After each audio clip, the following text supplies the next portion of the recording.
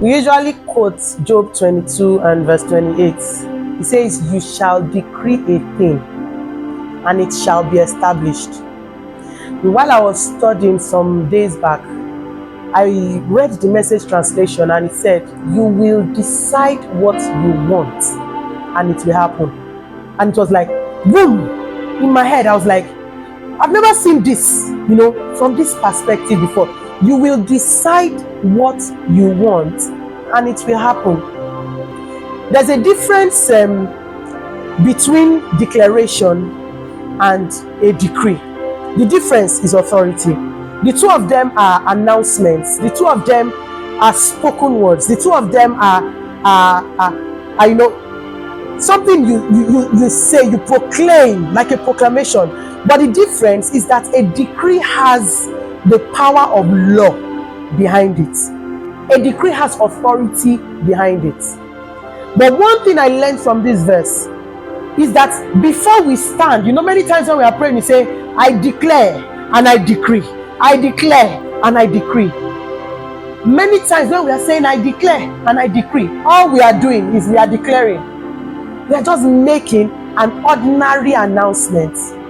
You have to decide before you decree. That's why it says you will decide what you want. What you want. You will decide what you want, and it will happen. Now, the amplified version of that passage says, "You shall also decide and decree a thing, and it shall be established for you." So it gave us the two perspectives. It says, "You shall also decide, and then you will now decree it, and it will be established for you." And then it went and said, "And," which means continuing in this story, "the light of God's favor shall shine upon your ways." I pray for you in this week. I pray for you today that the light of God's favor will shine upon your ways. The light of God's favor will shine upon your life. The light of God's favor will shine upon your family. The light of God's favor will shine upon your endeavors. The light of God's favor will shine upon all that you set your mind to do. The light of God's favor can only shine when you decide. Your decision matters to God. He won't force you. He respects your decision. When you decide and say, "This is what I want to happen," He now stamps it with His authority. And then it now becomes your word, but it is God's decree. And when it is God's decree, that is the highest authority ever. There is nothing that can contend with it. Your mind is very powerful. Many of us as Christians do not know the strength of our mind. We do not know the strength of our thoughts. We do not know what we can do with our mind. You can announce, you can say from now till tomorrow, "I am rich, I am not poor. I am strong, I am not weak. I am healed, I am not sick." If you do not have a solid stand in your mind, if you do not have a solid decision, you are just making an ordinary announcement. Okay, so there was this story that I heard. There were two patients in the hospital, and the two of them had cancer. One was stage 2, the other one stage 4. And everybody had lost hope on the stage 4 one, and feeling that, okay, now this thing has gone, let's just pray, let's get ready, this person will go. And they were so surprised that it was a stage 4 cancer patient that survived. Eventually, they talked with the doctor and said, "Well, what happened?" And it was simple. The doctor said the stage 2 cancer patient had already made up his mind that he was going to die. He had already lost hope before we even started the treatment. But this one who survived kept saying, "I will be okay." When they bring him, "I will be okay. I will be okay."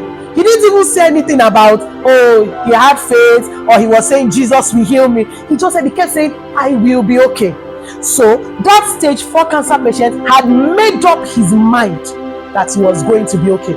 Your mind can delay your testimony. Your decision can delay your testimony.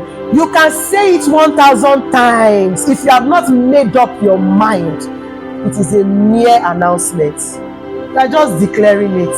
And declaration is good, but there needs to be an authority behind it for it to stand. There needs to be an authority behind it for light to shine in your life. Remember that impotent man in the Bible that was at, the pool for 38 years. I feel that the reason he had remained there for 38 years was his mind. Because when Jesus came to him, unlike the other people that Jesus had healed, the first thing Jesus asked that man is, do you want to be healed? It meant that there was a problem with that guy's mind.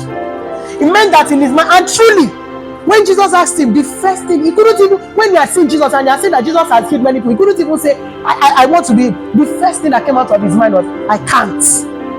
If you read the New Living Translation, he just said it bluntly, I can't. He had made up his mind that he could not be healed. He not started giving an excuse. When the angel comes and steers the pool, somebody that can move, can move.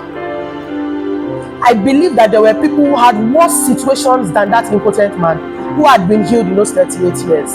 But because he had made up his mind that he could not be healed, he remained there.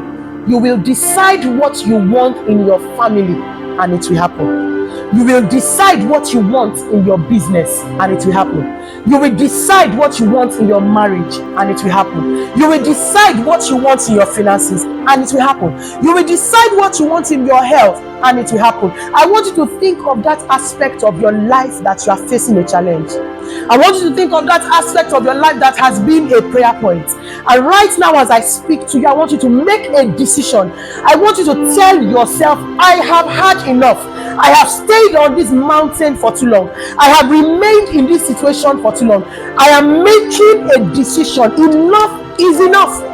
I am moving forward. Enough is enough. I am succeeding. Enough is enough. I have suffered for too long. Decree it, and it will manifest.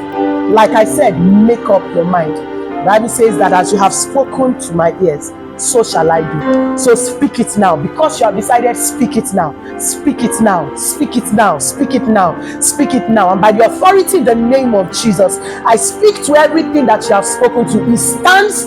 It is established. It is done. It will happen in the name of Jesus. You will surely testify. I believe. Yes, Lord, I believe. Yes, Lord, I believe it is well with me. In the name of Jesus, I believe. Yes, Lord, I believe. Yes, Lord, I believe it is well with me. Are you singing it? Say, I believe, I believe. Yes, Lord, I believe. Yes, Lord, I believe it is well with me.